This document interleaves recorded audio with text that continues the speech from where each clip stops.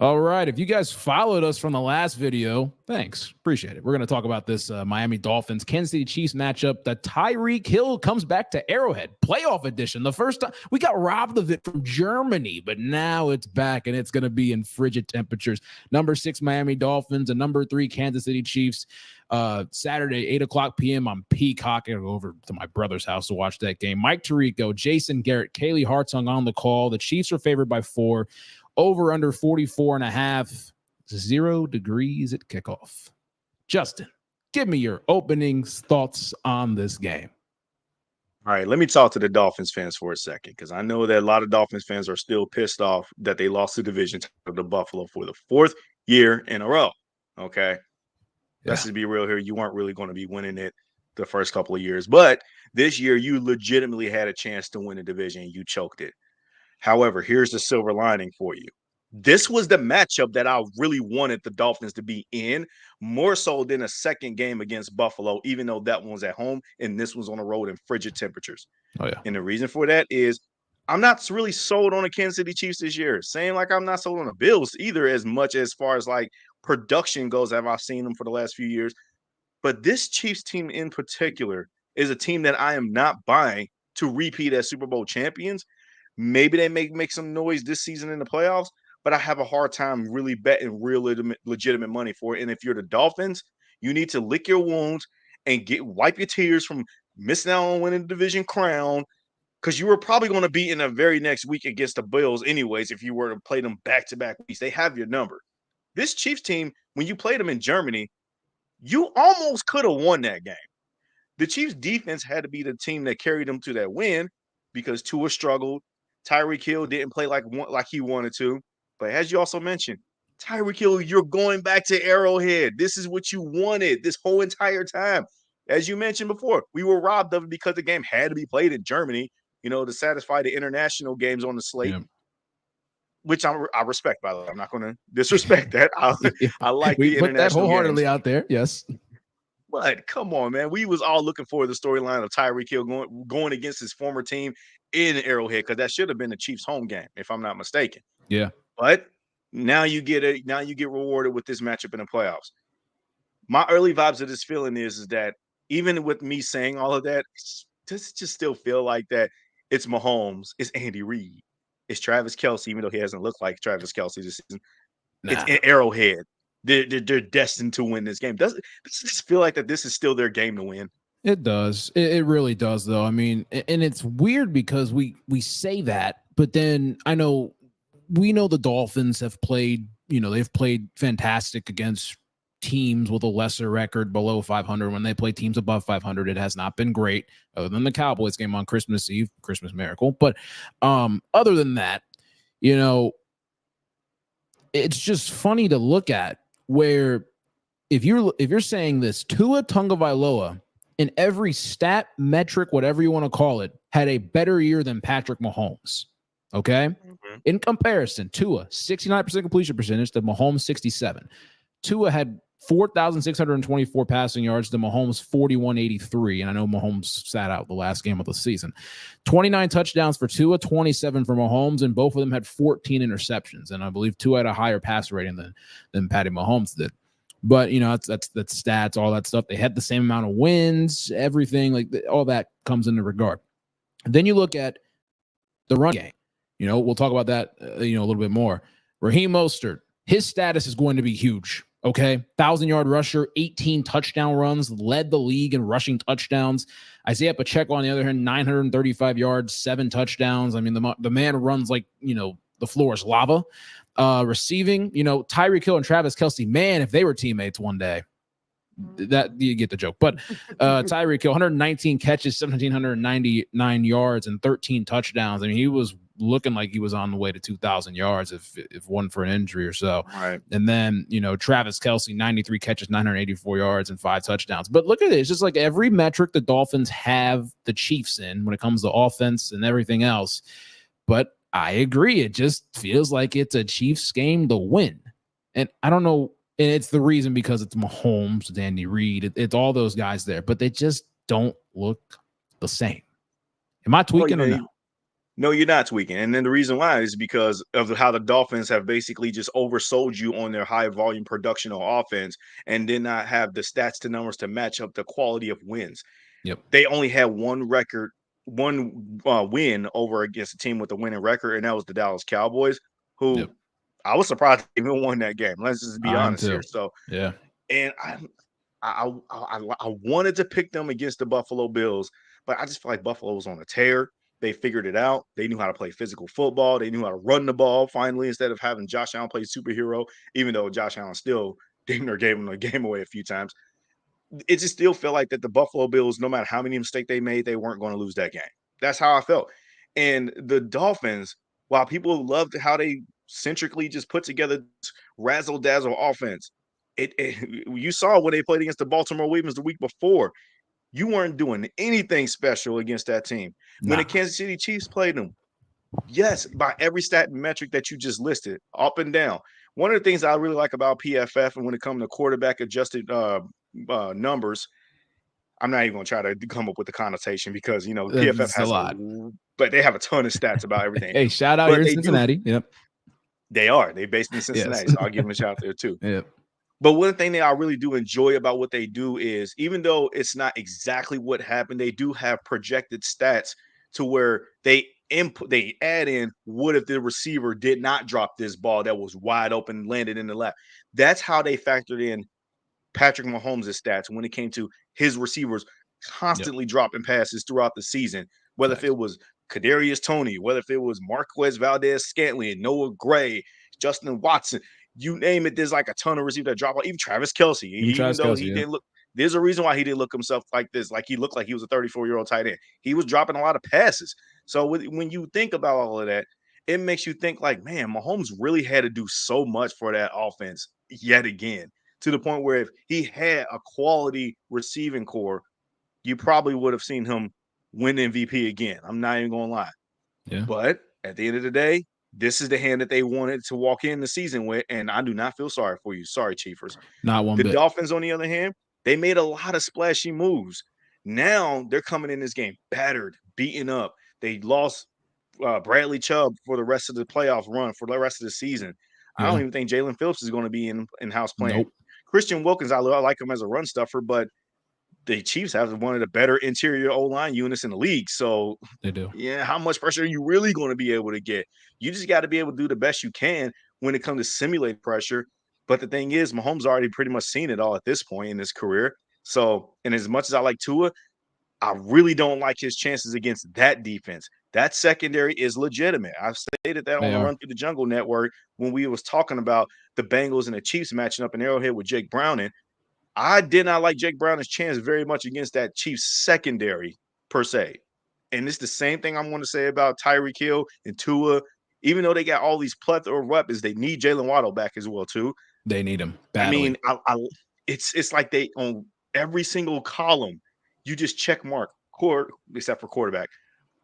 Technically, okay, no, actually for stats wise, you can stats wise, yes, 100%. Quarterback, receiver, Dolphins, quarterback, Dolphins, receiver, Dolphins, running back, all Dolphins. That. Yeah, except O-line. I don't really give that to the Dolphins. You got Teron Armstead, and then who cares? Yeah, who cares out of that? But yeah, it's literally once you get to you get away from the numbers, then you look on the side like, oh, who are those people? Yeah, like, oh, Patrick Mahomes, it's Andy Reid, it's Mahomes, Maotto, Travis Kelce, Chris Jones. Oh, what's up, guys? Like, like this game. You realize this game. I gotta say this one last little tidbit, and I'll let you get going with that. This game is the exact reason, like when you got that stats guy, he's always running down every single stat in the book. Yep. But then in college ball, they also got, well, it's the eye test. Well, this game is the eye test versus stats guy. It's awesome. Watch this game. Like, and why they put it on Peacock? Why they put it on Peacock? That's what they gotta make us pay for it. I ain't gonna trip. I thought when it was like only on Peacock, I was like, it's on NBC. It'll be on NBC too. No, it's really only on Peacock. It really is only on Peacock. I will go to site. I'm gonna go to site that I will not name to watch that game. I don't want to throw it out there, but yeah, man, you look at the defenses, though. We'll go back to the numbers and the stats. Portraying of the Dolphins. Leading tacklers, David Long Jr., 113 tackles, 64 solo. Justin Reed, the leading tackler for the Chiefs, 95 tackles on 74 solo. Bradley Chubb, 11 sacks, 11 tackles for a loss, done for the year. Jalen Phillips, another great pass rusher, done for the year. Zach Sealer, 10 sacks, 11 tackles for loss, from the interior defensive line position right next to Christian Wilkins. So that's going to be something to watch out for in this game. But then you look at Chris Jones on the opposite side, 10.5 sacks, 13 tackles for loss. He's really good at football, to say the least. And then George Karlaftis matched him, 10.5 sacks and 7 tackles for loss. And on the back end, you got Jalen Ramsey, who came back midseason off an injury, 3 interceptions, 5 passes defended, and L'Jarius Sneed, 2 interceptions, the 14 passes defended. Keys to the game. I'll take the Miami Dolphins keys, and then Justin will take the Kansas City keys in this one. Miami, what's going to have to happen? They have to run the football well enough. They gotta aid Tua some way. They have to. All right. Raheem Mostert, that's going to be the big key for me. I know Jalen Waddle, everything else. Like, you got to get Jalen Waddle back in this game to pose a big threat for this Chiefs secondary, who's been playing really well. But if they can get Raheem Mostert going in a lot of different ways, Devon Chan, the running backs are going to be big. Out of the backfield, they're going to be big, obviously running the football. I'm excited to see that. But Raheem Mostert in general, because if you're bringing in Devon Chan as your third down back as a sub, I mean, the Chiefs are going to be like, well, damn, like this is legit, because the Chiefs did not see Devon Chan. They did not see him in Germany. So that's going to be a different type of track speed they got to go after. They already know what Tyreek Hill's got. But the other key, it's on offense as well. I know they got to obviously stop the run, all this other stuff on defense, but Tua, it's Tua on time. Can he be on time? Can he be on schedule? If the schedule's disrupted, because that's what this offense is based off of. It's based off of timing, it's based off of precision, and it's based off of scheduling. If the schedule's jacked up, the Dolphins will not win the football game. That's all I got to say. And that results in the turnovers, that results in the misconstrued plays and just, jacking up communication. They have to stay on schedule, and they have to play with a lead. Justin, keys to the Chiefs.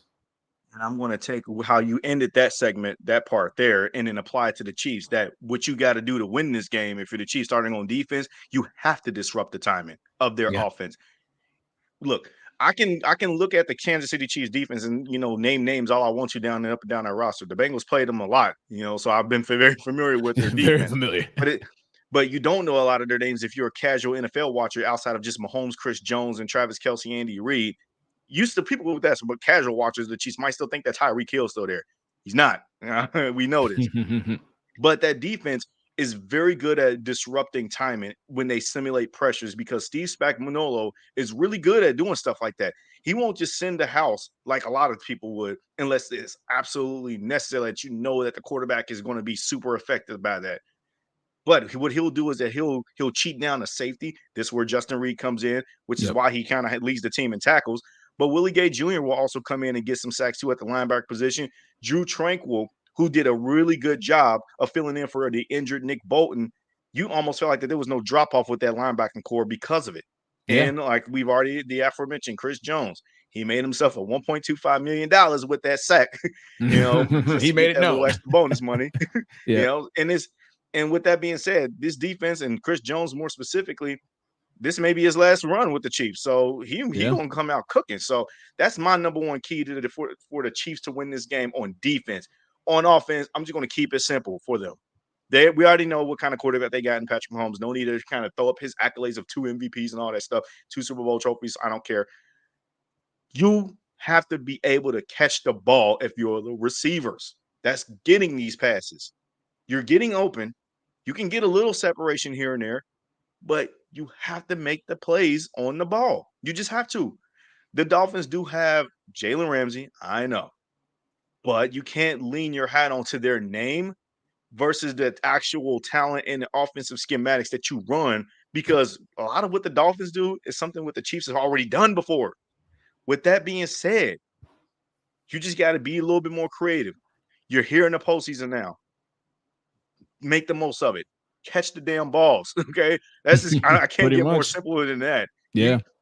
I don't think that they have the rushing attack like they had before when they had, I mean, I don't even know if Jerick McKinnon is even healthy enough to play this game either. We'll see. We just know that Isaiah Pacheco is the leading man. Where, like you said, I like the analogy that you gave. He likes to run with his legs on fire, like he's running on hot lava and stuff because he's always picking up his feet. He doesn't really scare me much as a runner, but he's very effective as a running back that they can do trick plays with, like, do fake reverse handoffs and then hand it to somebody else. They can do that kind of stuff with him at the running back position, whereas in years past, they needed somebody else with a little bit more shiftiness to do that. So the Chiefs, they just got to find their identity. It's going to be tough because their offense has been broken all season long. If they want to win this game too on offense, they got to just be able to catch the ball and be effective and keep it simple, really. Pick this game. Who do you got? Again, as I mentioned earlier in this episode, I just felt like that this is just the classic. If you're the classic stats guy, you're going to go Dolphins with this one in the upset. But if you're the classic eye test guy, you're going to go with the Chiefs because of what they've always been. I'm kind of leaning towards eye test guy. I feel like that this is still the Chiefs' game to win.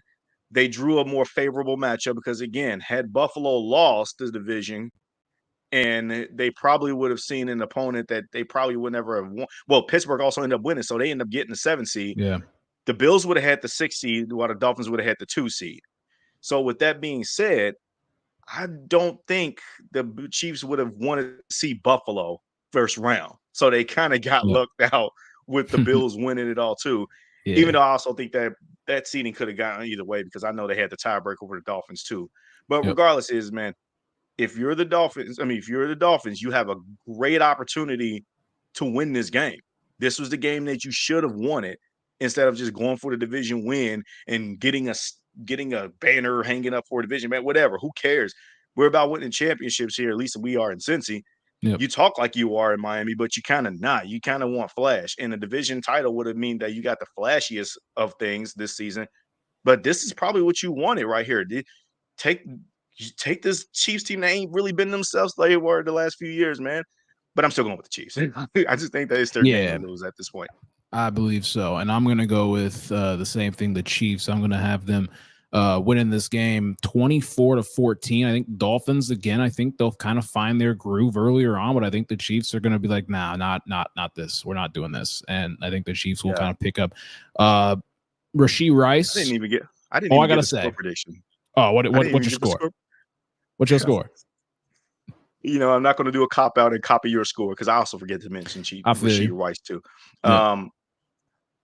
I think this is going to be a surprising game where you see the Chiefs put up 30 points. So I'm going to say 30-23, Kansas City. Right. They cover again. Right. It's, again, in Arrowhead. They know how to beat them. And they can score off of turnovers, too. So we can't forget about that. Yep, exactly. That's going to be a big thing going forward. But, again, if you've watched these last 2 videos, watch the next one.